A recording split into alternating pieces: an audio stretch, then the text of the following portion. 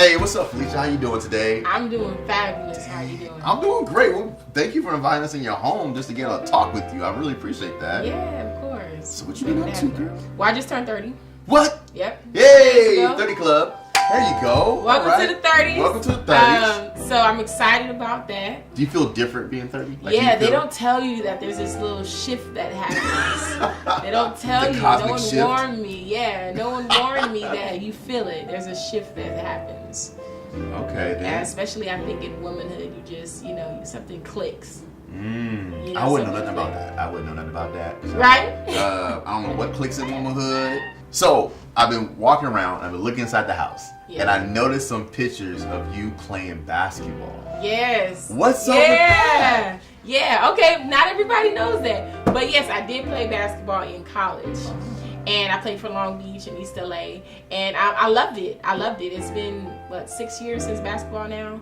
At that time, basketball was my life. I was a post player. Okay. But really, I was a forward. I just was tall. I was a forward.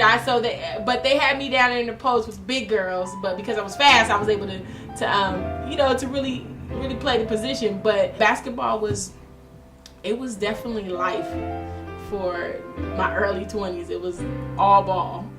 Nothing but ball, huh? Nothing but you ball. and Spalding. Yep, me and Spalding. Basketball is very much a team sport. Yeah. And I'm when it comes to writing poetry, I wouldn't say it's a team thing, but I mean, has there been times where you collab with other artists, making a poetry piece? Actually, it's interesting you mentioned that. I'm actually working on something right now. Okay. Yeah. Because in the poetry scene, I haven't really seen, especially in the LA scene, a lot of collaborations. So right now, I'm working on a few different projects to try and collab, because when I have done it, it's turned out phenomenal. Now, if you could ghostwrite for any musical artist in the industry, who would it be? It would have to be Emily Sandé. I would love to ghostwrite or collab with her. I would probably fan all the way out. Now, what's your favorite song by her?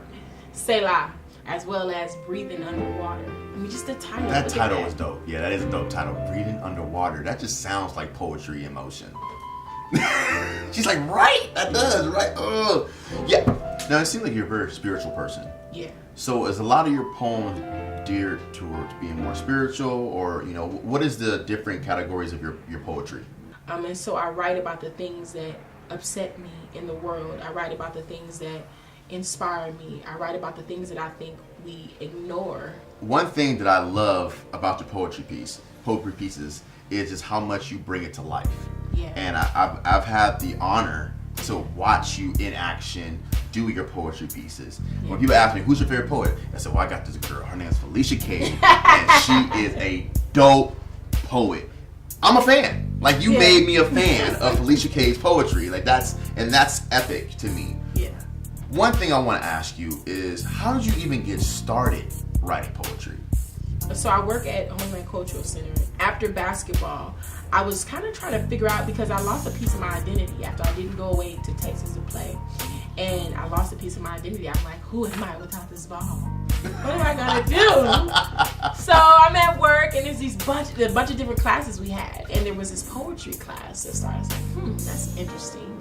So I go in there just to check it out, and the first poem I wrote was about wrinkles. It was like 4 lines, and the topic was wrinkles. I'm like, okay, I could do that, Yeah. But I didn't think nothing of it. And my writing teacher at the time, Linda Delmar, shout out to Linda Delmar, really took a liking to me and took her time in pulling out of me. And ever since those first few poems that I wrote in her class, stuff just started to come. Poems just started to come and pour out. And then she got me into shows. And so that was the first time that I had experienced theater and getting out there and performing. From then on, I've been writing ever since. So, in your eyes, do you feel poetry is an outlet that a lot of us don't know about, that they could use to help them, get through whatever they're getting through? Oh, absolutely. Absolutely. Because I think that one of the most powerful tools for breakthrough, especially in communication, is asking the right questions. Got you. And then I believe as well that there's truth. And what happens in poetry a lot of the times is whatever is swirling in the subconscious, whatever truth we're running from is there. It's there. And I think what poetry does is it's an open canvas. When you open that book and you put that pen down to write, there's no one to impress. There's no one that you have to worry about being judged by. And you're forced to be honest. And you can't pre-think it. Because as you're writing, you can't think about how you, and the only time we do that is when we get around people. We think about how we're going to be perceived and things like that. And so it's like when you get down there in the writing, it's just you.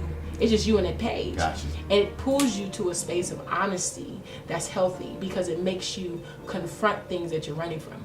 So, you know what? There's a lot of you, Felicia. You're so bubbly. You have a great personality. And I want the people to know a little bit more about Felicia, some of the fun side of Felicia. So what are some things you love to do for fun? Okay, so I just went paintballing for the first time, right? So I was a little nervous at first, but I ended up having a lot of fun. So I'm just now getting to a point now because the majority of my life I live pretty serious. And I think when people read my Instagram, they see these deep spiritual posts and stuff like that. They don't really know like I have a mad playful side. Yeah. Where I'm like, I mean, I grew up with all boys. So it was me, I was the only girl with all my cousins. And so all we did was rank, so we cracking jokes all day. So I really have gotten to a space now though where I'm learning how to have fun and not be so serious, and deep in my thought and in the world and boom, right? So I have to ask you this before we get out of here is can you give us just a snippet of a poetry piece? Just a snippet. Yeah. All right. Yeah. There's one that I like to open up with, just to kind of get my blood rushing. And it's kind of cool. Okay. It's called Open the Cage. I unlock my thoughts and let them run free. Void of distraction and off the leash. Ferociously dipping through spiritual dimensions, hoping to unlock the clues to my existence while others search for higher intelligence when revelation be higher than intellect, but y'all don't hear me though. Internally skinny dipping through ponds of reflection. Pondering revolving doors, getting nauseous from the spinning. Emotionally exhausted from attempting to evaluate the evolution of a queen rising from her hibernation, hungry like I ain't stored enough food for winter.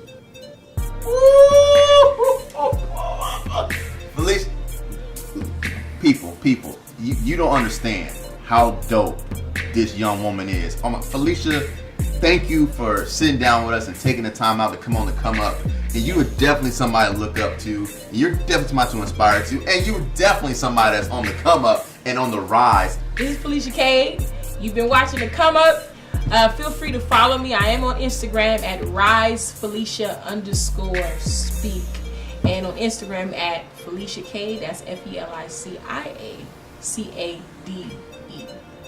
All right, guys. Once again, see you later.